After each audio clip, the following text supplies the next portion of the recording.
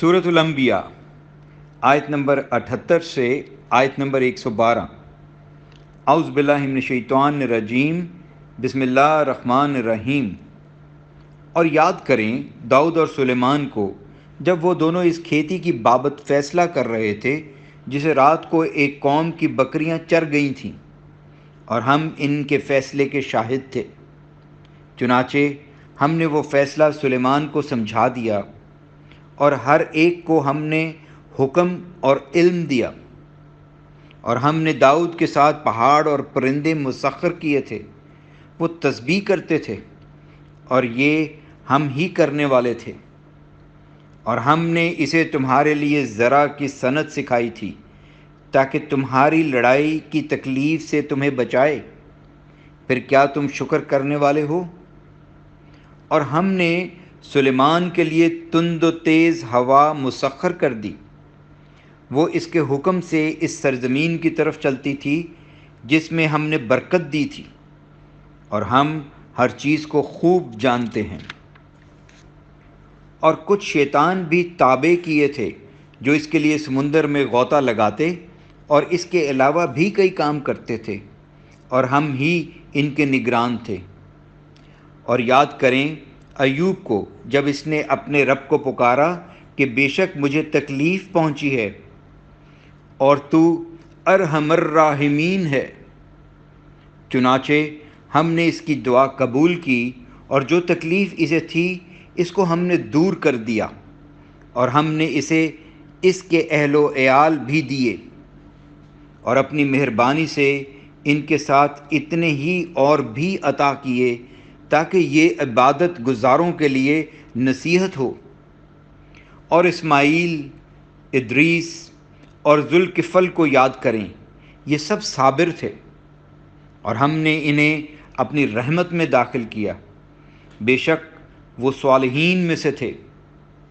اور یاد کریں مچھلی والے یونس کو جب وہ اپنی قوم سے ناراض ہو کر چلا گیا تھا، اور اس نے سمجھا تھا کہ ہم اس پر گرفت نہیں کریں گے، پھر اس نے ہمیں اندھیروں میں پکارا کہ تیرے سوا کوئی معبود نہیں، تو پاک ہے، بلا شبہ میں ہی ظالموں میں سے ہوں۔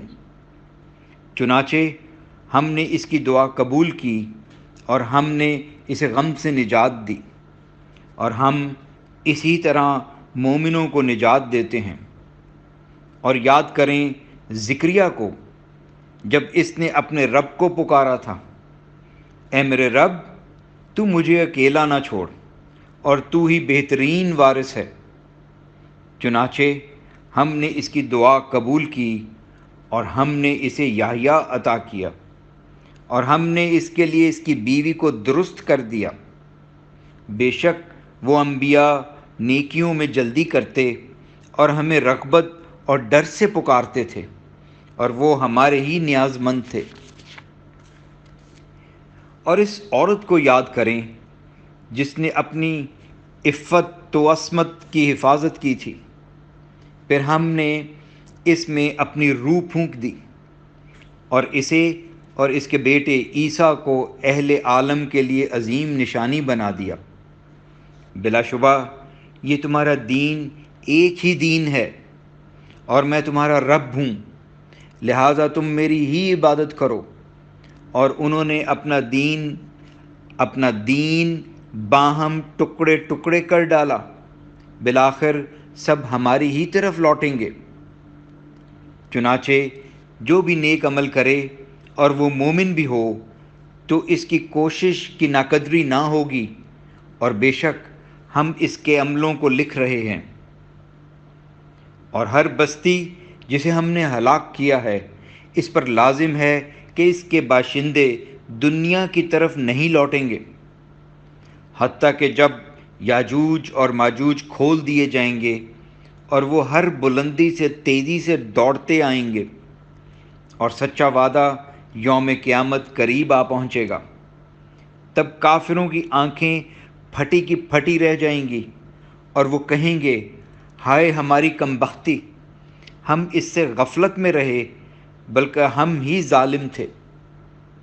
بے شک تم اور جن کی تم اللہ کے سوا عبادت کرتے ہو جہنم کا ایندھن ہیں، تم اس پر وارد ہونے والے ہو۔ اگر یہ واقعی معبود ہوتے تو اس پر وارد نہ ہوتے، اور وہ سب ہمیشہ جہنم میں رہیں گے۔